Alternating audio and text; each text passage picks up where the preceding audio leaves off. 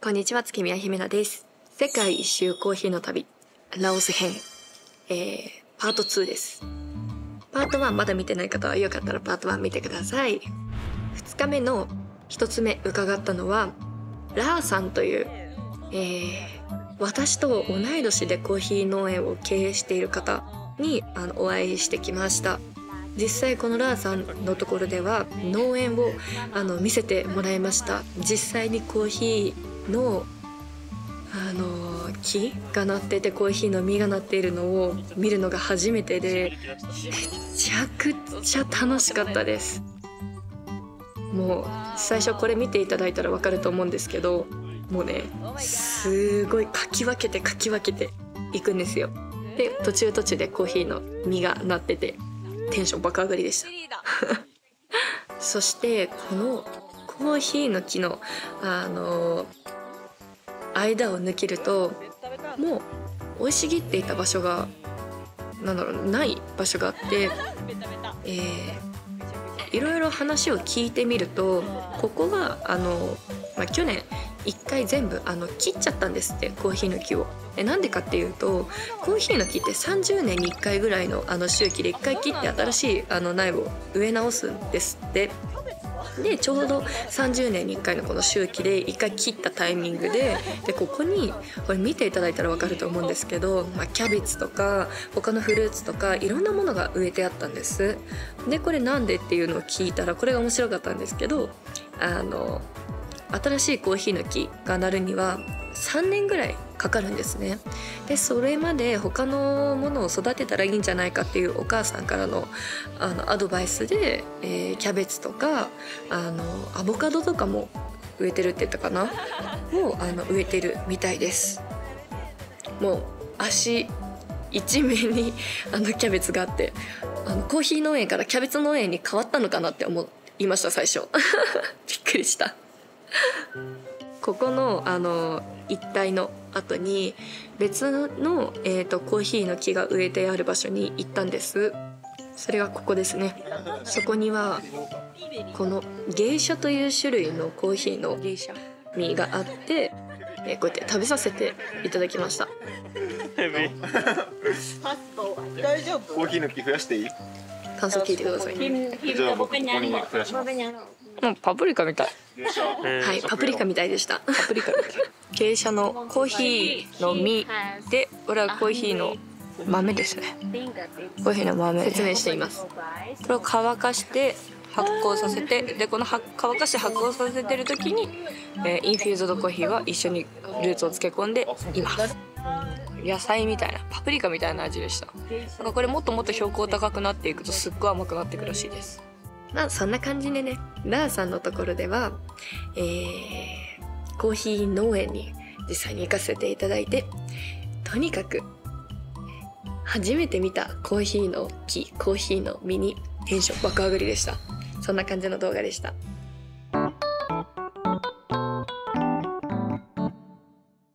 最後にお伺いしたのがこのブーンさんっていう方の、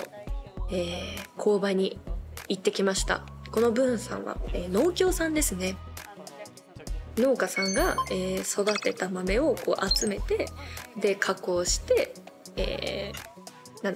海外の業者さんとかに売るような、お仕事をされています。この人の話がめちゃくちゃ面白くて、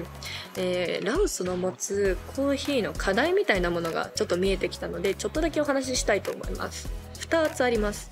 1つがラオスが内陸国であるっていうこと。コーヒーって基本的に回路を使って輸送するんですよ。そう飛行機を使って、輸送するのってすごい高級豆とかではあるんですけど、なかなかなくて、シンプルにめちゃくちゃ高くなるので、でラオスは内陸国であるので、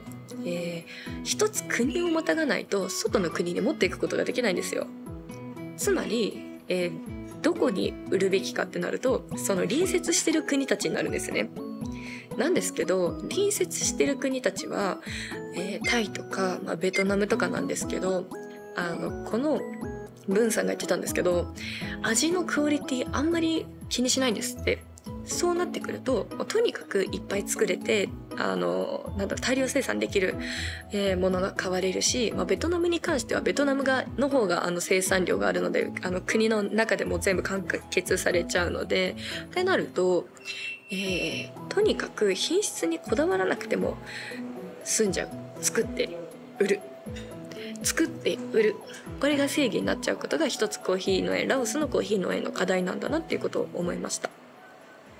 2つ目はラオスは小規模農家さんが多いので、直接海外の企業とやり取りするためのそのだけの量を確保することができないですって。なので農協に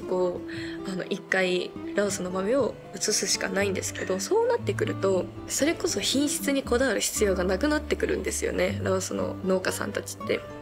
だって、農協って、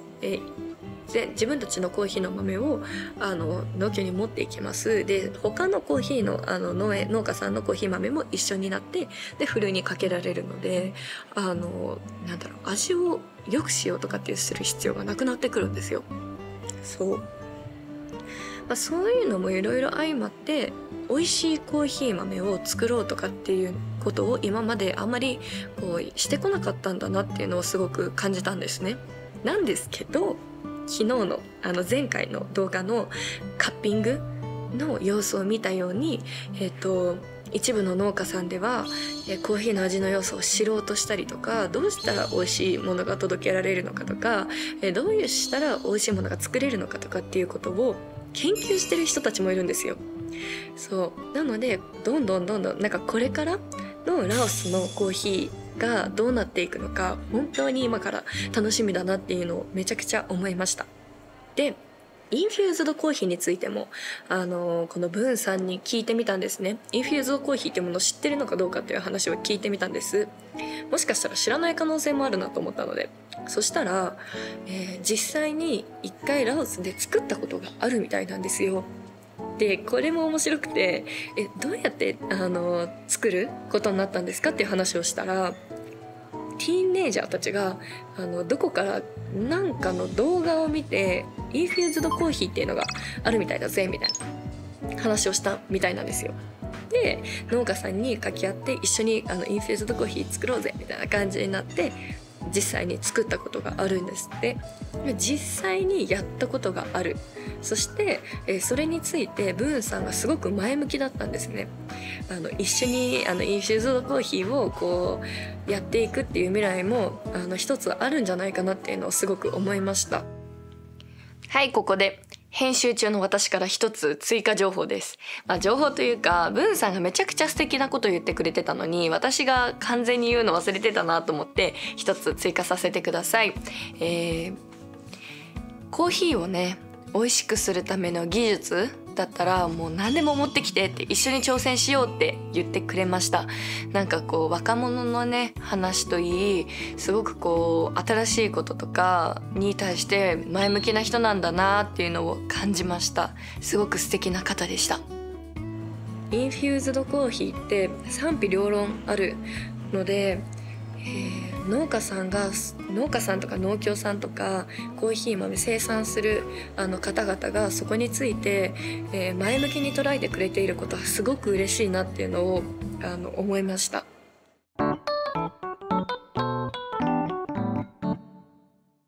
最後は、ジャイコーヒーというコーヒー屋さんカフェに行ってきました。ここがホワイトモンキーのメンバーが前回行った時にそのジャイさんがめちゃくちゃいい人ですごいコーヒーにも詳しくて最高だったんだよっていうことで行こうと思ったんですが、なんとさっき伺ったブーンさんのところのメンバーの一人でしたびっくり。でここでたくさんのコーヒーを飲み比べてきました。店内もすごい広くていろんなコーヒー豆が売っていて最高にワクワクしました。カップをいくつか用意してくれて、で一つ一つハンドドリップで入れてくれました。でこれを見ていただいたら分かるようにたくさんコーヒー飲んで、美味しいと思ったものをここでも2袋買ったので、これもみんなで飲める機会を作りたいと思います。楽しみ。2種類持って帰ってきました。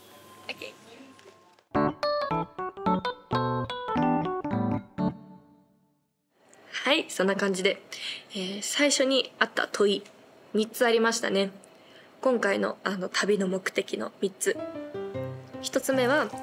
コーヒーの木豆がどうやって私たちの元に届いているのか、どんな過程を経て私たちの元に届いているのかを知るために行きました。その答えは1、生産、2、加工、そして3、輸送がありましたね。ここについて、生産は、農家さんたちが豆を育てて、で加工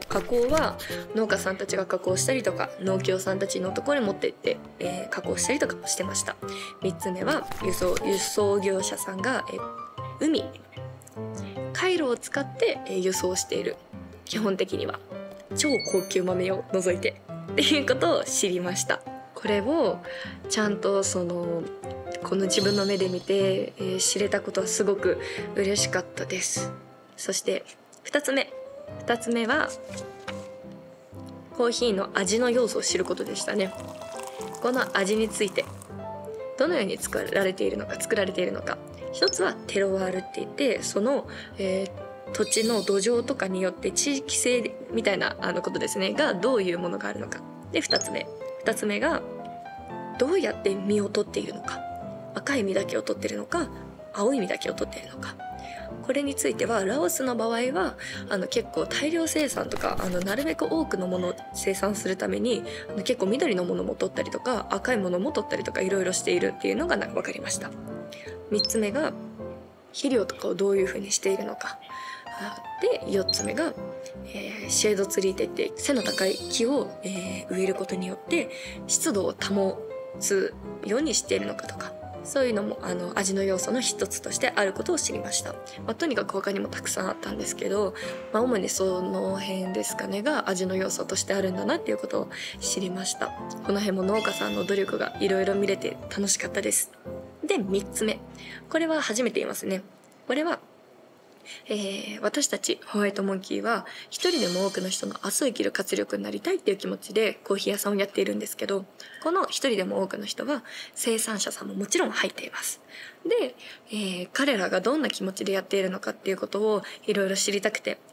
各、農家さんたちのところでいろいろ話を聞いてみたんです。それで見えてきたことがあって、まず本当にその人によるなって思いました。いや本当に例えば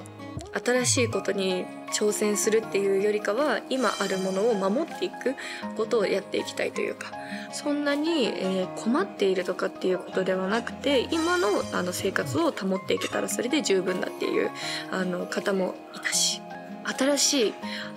味の要素を知ったりとかいろんなもっと美味しくしようっていうことを取り組んでいる人たちも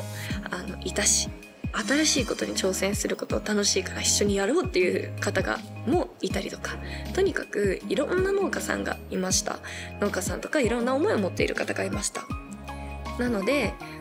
とにかくいろんな方とお話をして、いろんな国のいろんな方とお話をして一緒にインフューズドコーヒー、私たちのやりたいインフューズドコーヒーを